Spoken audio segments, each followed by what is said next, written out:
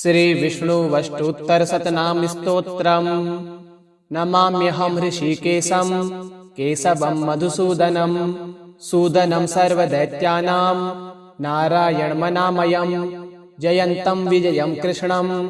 अनन्तं वामनं तथा विष्णुं विश्वेश्वरं पुण्यं विश्वात्मानं सुरार्चितम् अनघं त्वगहर्तारं नारसिंहं श्रियं प्रियं श्रीपतिं श्रीधरं श्रीदं श्रीनिवासं महोदयं श्रीरामं माधवं मोक्ष्य क्षमारूपं जनार्दनं सर्वज्ञं सर्ववेत्तारं सर्वेशं सर्वदायकं हरिमुरारिं गोविन्दं पद्मनाभं प्रजापतिम् आनन्दज्ञानसम्पन्नं ज्ञानदं ज्ञानदायकम् अच्युतं सबलं चन्द्र वस्त्रं व्याप्त परावरं योगेश्वरं जगद्योनिं ब्रह्मरूपं महेश्वरं मुकुन्दं चापि वैकुण्ठ मेकरूपं कविं ध्रुवं वासुदेवं महादेवं ब्रह्मण्यं ब्राह्मणप्रियं गोप्रियं गोहितं यज्ञं यज्ञाङ्गं यज्ञवर्धनं यज्ञस्यापि च भोक्तारं वेदाङ्गपारगं वेदज्ञं वेदरूपं च विद्यावासं सुरेश्वरं प्रत्यक्षं च महाहंसं शङ्खपाणिं पुरातनं पुष्करं पुष्कराक्षं च वराहं धरणीधरं प्रद्युम्नं कपालं च व्यासजातं महेश्वरं सर्वसौख्यं महासौख्यं साङ्ख्यं च पुरुषोत्तमं योगरूपं महाज्ञानं योगी समजित्प्रियम् असुरारिं लोकनाथं पद्महस्तं गदाधरं गुहावासं सर्ववासं पुण्यवासं महाजनं वृन्दानाथं बृहत्कायं पावनं पापनाशनं गोपीनाथं गोपसकं गोपालं च गणाश्रयं परमात्मानं पराधीशं कपिलं कार्यमानुषं नमामि निखिलं नित्यं मनोवाक्याय कर्मभिः नाम्नां सतेनापि तु पुण्यकर्ता यः स्तौति विष्णुं मनसा स्थिरेण स याति लोकं मधुसूदनस्य विहाय दोषान्यः पुण्यभूतः नाम्नां सतं महापुण्यं सर्वपातकशोधनम् अनन्यमनसा ध्यायेत् जपे ध्यानसमन्वितः नित्यमेव नरः पुण्यं गङ्गास्नानं फलं लभेत् तस्मात् तु सुस्थिरो भूत्वा समाहितमना जपेत्। नमाम्यहं ऋषिकेशं केशवं मधुसूदनं सूदनं सर्वदैत्यानां नारायणमनामयं जयन्तं विजयं कृष्णम् अनन्तं वामनं तथा विष्णुं विश्वेश्वरं पुण्यं विश्वात्मानं सुरार्चितम् अनघं त्वगहर्तारं नारसिंहं श्रियं प्रियं श्रीपतिं श्रीधरं श्रीदं श्रीनिवासं महोदयं श्रीरामं माधवं मोक्ष्य क्षमारूपं जनार्दनं सर्वज्ञं सर्ववेत्तारं सर्वेशं सर्वदायकं हरिमुरारिं गोविन्दं पद्मनाभं प्रजापतिम् आनन्दज्ञानसम्पन्नं ज्ञानदं ज्ञानदायकम् अच्युतं सबलं चन्द्र वस्त्रं व्याप्त परावरं योगेश्वरं जगद्योनिं ब्रह्मरूपं महेश्वरं मुकुन्दं चापि वैकुण्ठ मेकरूपं कविं ध्रुवं वासुदेवं महादेवं ब्रह्मण्यं ब्राह्मणप्रियं गोप्रियं गोहितं यज्ञं यज्ञाङ्गं यज्ञवर्धनं यज्ञस्यापि च भोक्तारं वेदाङ्गपारगं वेदज्ञं वेदरूपं च विद्यावासं सुरेश्वरं प्रत्यक्षं च महाहंसं शङ्खपाणिं पुरातनं पुष्करं पुष्कराक्षं च वराहं धरणीधरं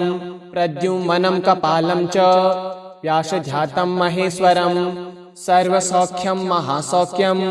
साङ्ख्यं च पुरुषोत्तमं योगरूपं महाज्ञानं योगी समजित्प्रियम् असुरारिं लोकनाथं पद्महस्तं गदाधरं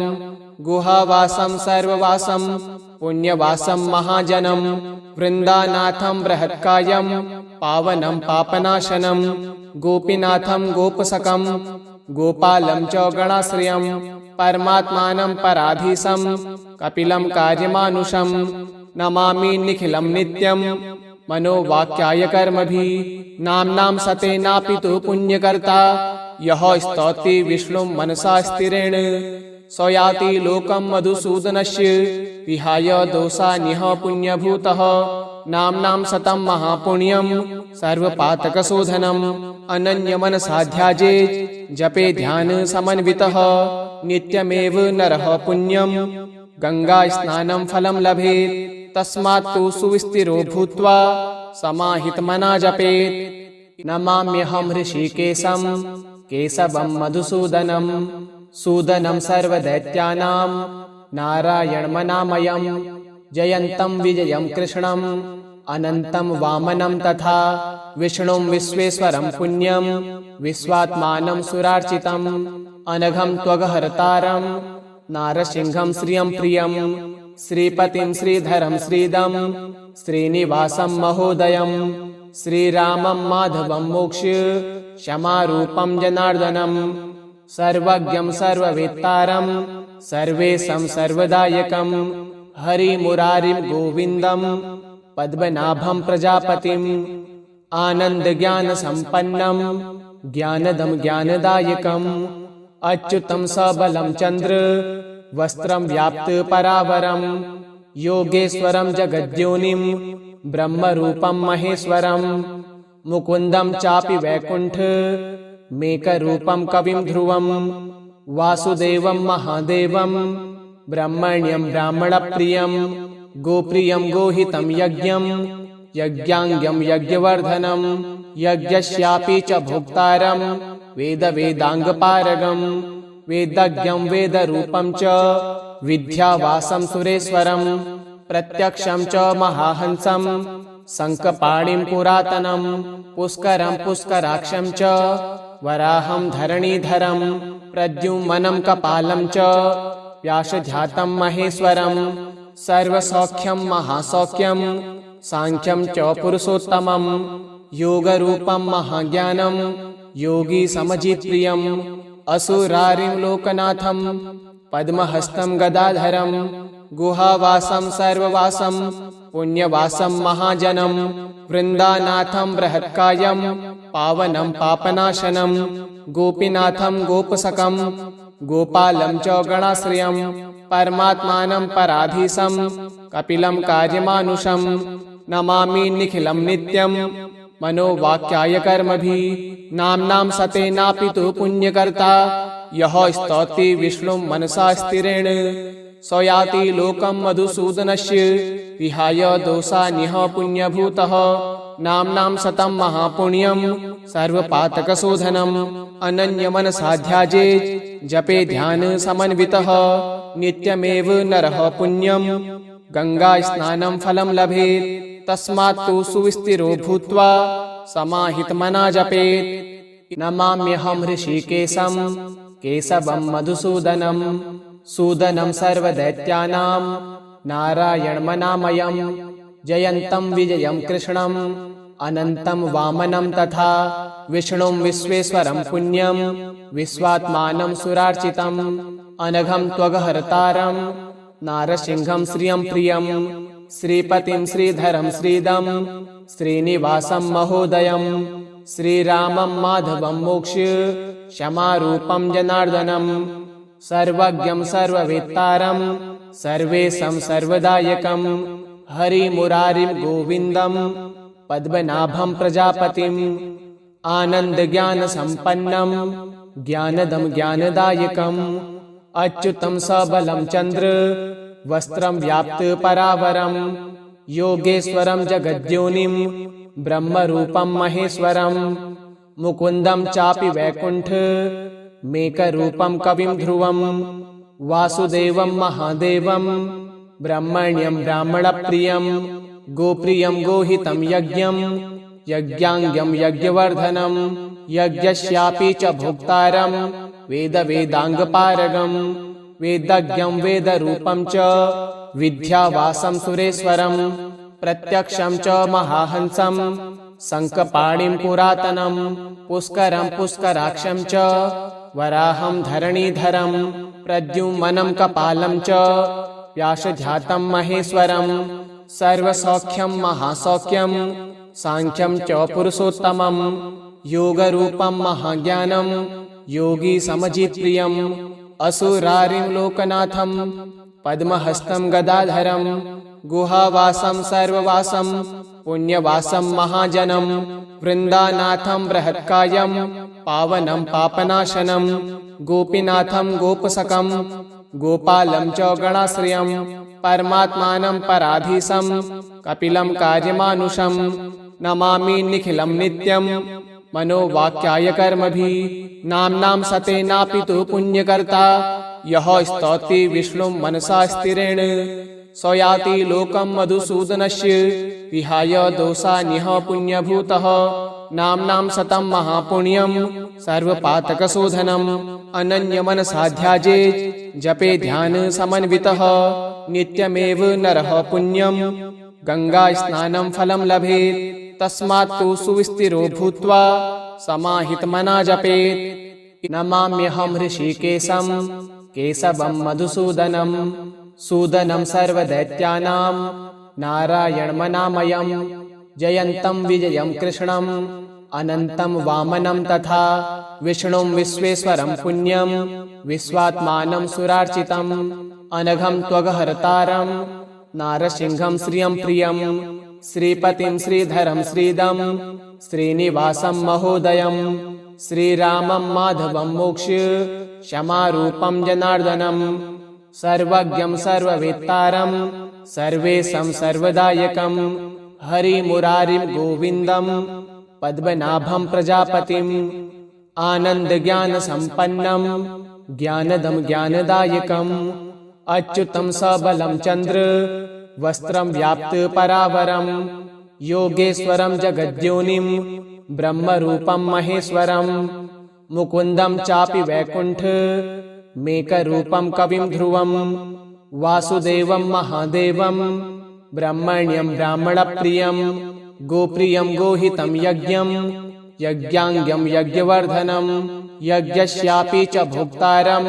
वेदवेदाङ्गपारगं वेदज्ञं वेदरूपं च विद्यावासं सुरेश्वरं प्रत्यक्षं च महाहंसं शङ्खपाणिं पुरातनं पुष्करं पुष्कराक्षं च वराहं धरणीधरं प्रद्युम्नं कपालं च व्यासजातं महेश्वरं सर्वसौख्यं महासौख्यं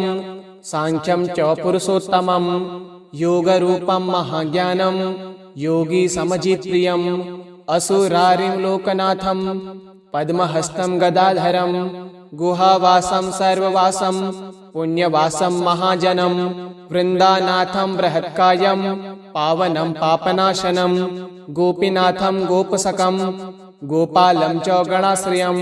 परमात्मानं पराधीशं कपिलं कार्यमानुषं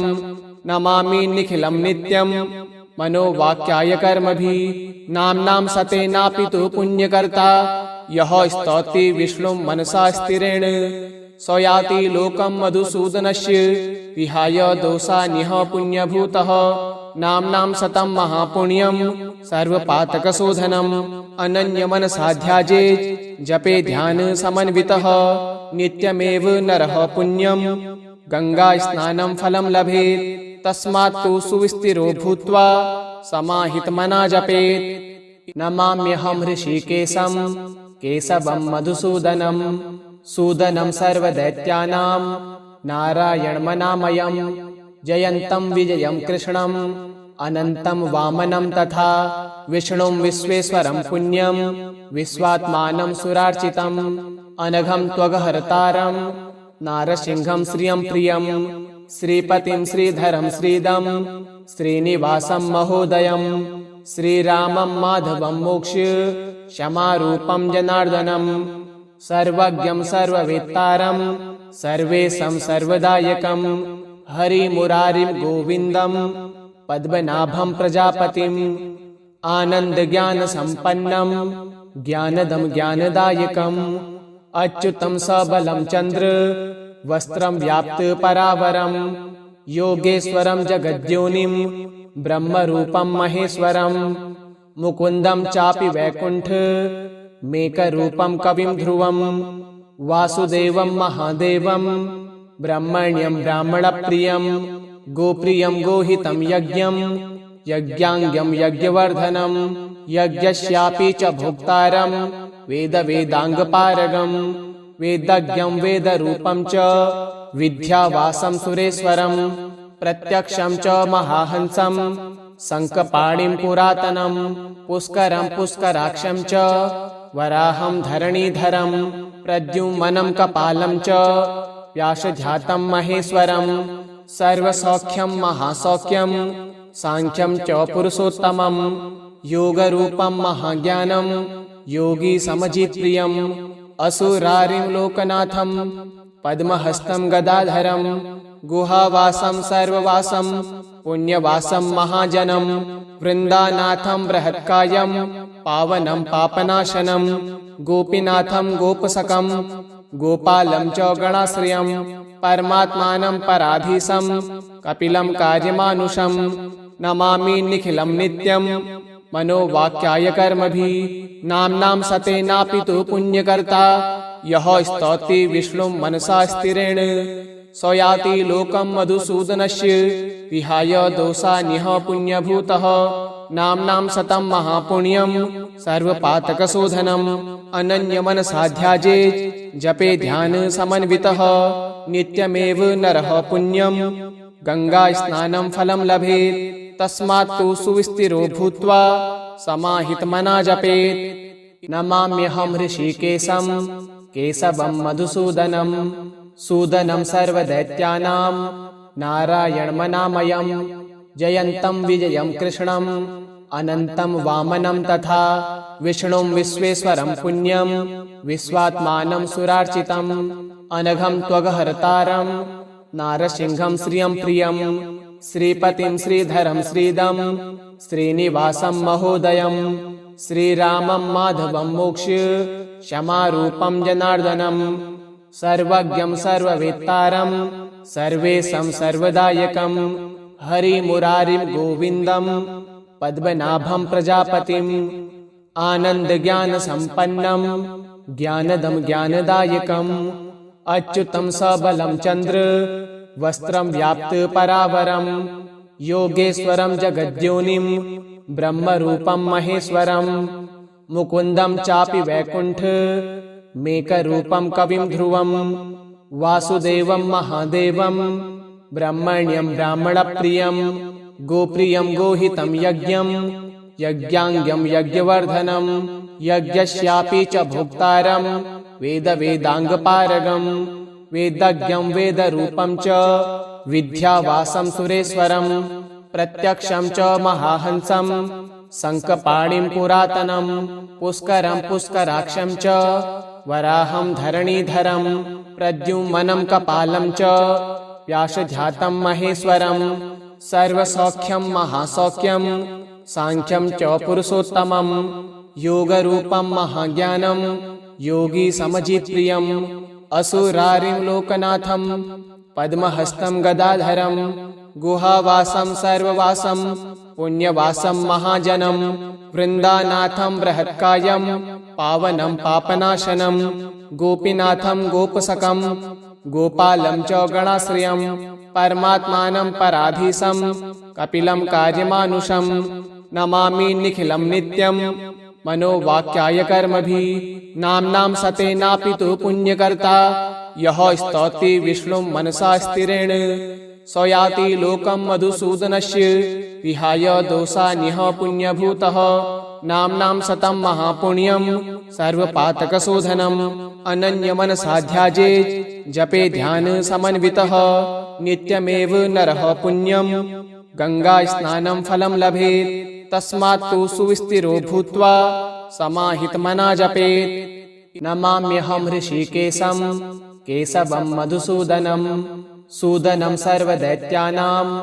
नारायणमनामयं जयन्तं विजयं कृष्णम् अनन्तं वामनं तथा विष्णुं विश्वेश्वरं पुण्यं विश्वात्मानं सुरार्चितम् अनघं त्वगहर्तारं नारसिंहं श्रियं प्रियं श्रीपतिं श्रीधरं श्रीदं श्रीनिवासं महोदयं श्रीरामं माधवं मोक्ष्य क्षमारूपं जनार्दनं सर्वज्ञं सर्ववेत्तारं सर्वेशं सर्वदायकं हरिमुरारिं गोविन्दं पद्मनाभं प्रजापतिम् आनन्दज्ञानसम्पन्नं ज्ञानदं ज्ञानदायकम् अच्युतं सबलं चन्द्र वस्त्रं व्याप्त परावरं योगेश्वरं जगद्योनिं ब्रह्मरूपं महेश्वरं मुकुन्दं चापि वैकुण्ठ मेकरूपं कविं ध्रुवं वासुदेवं महादेवं ब्रह्मण्यं ब्राह्मणप्रियं गोप्रियं गोहितं यज्ञं यज्ञाङ्गं यज्ञवर्धनं यज्ञस्यापि च भोक्तारं वेदवेदाङ्गपारगं वेदज्ञं वेदरूपं च विद्यावासं सुरेश्वरं प्रत्यक्षं च महाहंसं शङ्खपाणिं पुरातनं पुष्करं पुष्कराक्षं च वराहं धरणीधरं प्रद्युम्नं कपालं च व्यासजातं महेश्वरं सर्वसौख्यं महासौख्यं सांख्यं च पुरुषोत्तमं योगरूपं महाज्ञानं योगी समजित्प्रियम् असुरारिं लोकनाथं पद्महस्तं गदाधरं गुहावासं सर्ववासं पुण्यवासं महाजनं वृन्दानाथं बृहत्कायं पावनं पापनाशनं गोपीनाथं गोपसकं गोपालं च गणाश्रयं परमात्मानं पराधीशं कपिलं कार्यमानुषं नमामि निखिलं नित्यं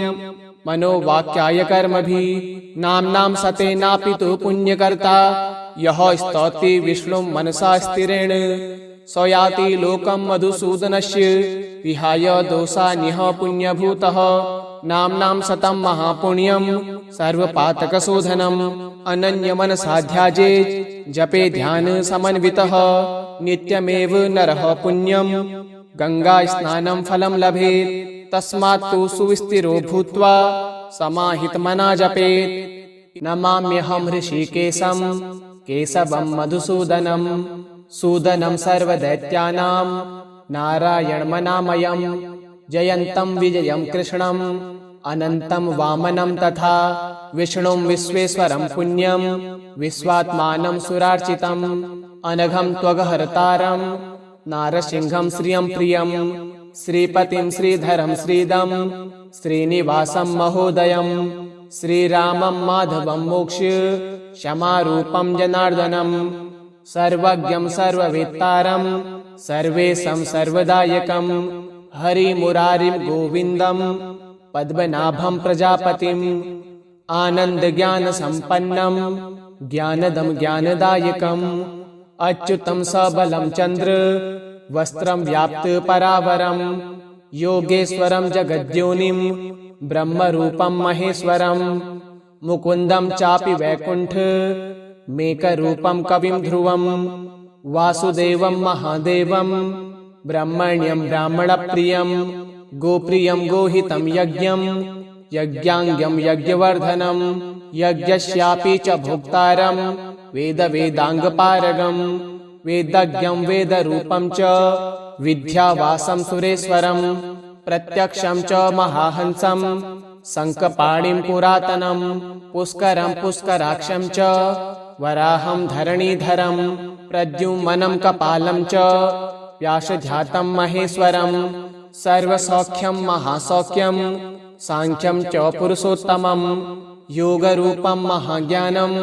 योगी समजित्प्रियम् असुरारिं लोकनाथं पद्महस्तं गदाधरं गुहावासं सर्ववासं पुण्यवासं महाजनं वृन्दानाथं बृहत्कायं पावनं पापनाशनं गोपीनाथं गोपसकं गोपालं च गणाश्रयं परमात्मानं पराधीशं कपिलं कार्यमानुषं नमामि निखिलं नित्यं मनोवाक्याय कर्मभिः नाम्नां सतेनापि तु पुण्यकर्ता यः स्तौति विष्णुं मनसा स्थिरेण स याति लोकं मधुसूदनस्य विहाय दोषान्यः पुण्यभूतः नाम्नां शतं महापुण्यं सर्वपातकशोधनम् अनन्यमनसा ध्यायेत् जपे ध्यानसमन्वितः नित्यमेव नरः पुण्यं गङ्गास्नानं फलं लभेत् तस्मात् तु सुविस्थिरो भूत्वा समाहितमना जपेत्। नमाम्यहं ऋषिकेशं केशवं मधुसूदनं सूदनं सर्वदैत्यानां नारायणमनामयं जयन्तं विजयं कृष्णम् अनन्तं वामनं तथा विष्णुं विश्वेश्वरं पुण्यं विश्वात्मानं सुरार्चितम् अनघं त्वगहर्तारं नारसिंहं श्रियं प्रियं श्रीपतिं श्रीधरं श्रीदं श्रीनिवासं महोदयं श्रीरामं माधवं मोक्ष्य क्षमारूपं जनार्दनं सर्वज्ञं सर्ववेत्तारं सर्वेशं सर्वदायकं हरिमुरारिं गोविन्दं पद्मनाभं प्रजापतिम् आनन्दज्ञानसम्पन्नं ज्ञानदं ज्ञानदायकम् अच्युतं सबलं चन्द्र वस्त्रं व्याप्त परावरं योगेश्वरं जगद्योनिं ब्रह्मरूपं महेश्वरं मुकुन्दं चापि वैकुण्ठ मेकरूपं कविं ध्रुवं वासुदेवं महादेवं ब्रह्मण्यं ब्राह्मणप्रियं गोप्रियं गोहितं यज्ञं यज्ञाङ्गं यज्ञवर्धनं यज्ञस्यापि च भोक्तारं वेदाङ्गपारगं वेदज्ञं वेदरूपं च विद्यावासं सुरेश्वरं प्रत्यक्षं च महाहंसं शङ्खपाणिं पुरातनं पुष्करं पुष्कराक्षं च वराहं धरणीधरं प्रद्युम्नं कपालं च व्यासजातं महेश्वरं सर्वसौख्यं महासौख्यं साङ्ख्यं च पुरुषोत्तमं योगरूपं महाज्ञानं योगी समजित्प्रियं असुरारिं लोकनाथं पद्महस्तं गदाधरं गुहावासं सर्ववासं पुण्यवासं महाजनं वृन्दानाथं बृहत्कायं पावनं पापनाशनं गोपीनाथं गोपसकं गोपालं च गणाश्रयं परमात्मानं पराधीशं कपिलं कार्यमानुषं नमामि निखिलं नित्यं मनोवाक्याय कर्मभिः नाम्नां सतेनापि तु पुण्यकर्ता यः स्तौति विष्णुं मनसा स्थिरेण स याति लोकं मधुसूदनस्य विहाय दोषान्यः पुण्यभूतः नाम्नां सतं महापुण्यं सर्वपातकशोधनम् अनन्यमनसा ध्यायेत् जपे ध्यानसमन्वितः नित्यमेव नरः पुण्यं गङ्गास्नानं फलं लभेत् तस्मात् तु सुविस्थिरो भूत्वा समाहितमना जपेत्। नमाम्यहं ऋषिकेशं केशवं मधुसूदनं सूदनं सर्वदैत्यानां नारायणमनामयं जयन्तं विजयं कृष्णम् अनन्तं वामनं तथा विष्णुं विश्वेश्वरं पुण्यं विश्वात्मानं सुरार्चितम् अनघं त्वगहर्तारं नारसिंहं श्रियं प्रियं श्रीपतिं श्रीधरं श्रीदं श्रीनिवासं महोदयं श्रीरामं माधवं मोक्ष्य क्षमारूपं जनार्दनं सर्वज्ञं सर्ववेत्तारं सर्वेशं सर्वदायकं हरिमुरारिं गोविन्दं पद्मनाभं प्रजापतिम् आनन्दज्ञानसम्पन्नं ज्ञानदं ज्ञानदायकम् अच्युतं सबलं चन्द्र वस्त्रं व्याप्त परावरं योगेश्वरं जगद्योनिं ब्रह्मरूपं महेश्वरं मुकुन्दं चापि वैकुण्ठ मेकरूपं कविं ध्रुवं वासुदेवं महादेवं ब्रह्मण्यं ब्राह्मणप्रियं गोप्रियं गोहितं यज्ञं यज्ञाङ्गं यज्ञवर्धनं यज्ञस्यापि च भोक्तारं वेदाङ्गपारगं वेदज्ञं वेदरूपं च विद्यावासं सुरेश्वरं प्रत्यक्षं च महाहंसं शङ्खपाणिं पुरातनं पुष्करं पुष्कराक्षं च वराहं धरणीधरं प्रद्युम्नं कपालं च व्यासजातं महेश्वरं सर्वसौख्यं महासौख्यं साङ्ख्यं च पुरुषोत्तमं योगरूपं महाज्ञानं योगी समजित्प्रियं असुरारिं लोकनाथं पद्महस्तं गदाधरं गुहावासं सर्ववासं पुण्यवासं महाजनं वृन्दानाथं बृहत्कायं पावनं पापनाशनं गोपीनाथं गोपसकं गोपालं च गणाश्रयं परमात्मानं पराधीशं कपिलं कार्यमानुषं नमामि निखिलं नित्यं मनोवाक्याय कर्मभिः नाम्नां सतेनापि तु पुण्यकर्ता यः स्तौति विष्णुं मनसा स्थिरेण स याति लोकं मधुसूदनस्य विहाय दोषान्यः पुण्यभूतः नाम्नां शतं महापुण्यं सर्वपातकशोधनम् अनन्यमनसा ध्यायेत् जपे ध्यान समन्वितः नित्यमेव नरः पुण्यं गङ्गास्नानं फलं लभेत् तस्मात् तु सुस्थिरो भूत्वा समाहितमना जपेत्। इति श्री विष्णुवष्टोत्तरशतनाम स्तोत्रम् सम्पूर्णम्। ओम श्री नारायणाय नमः।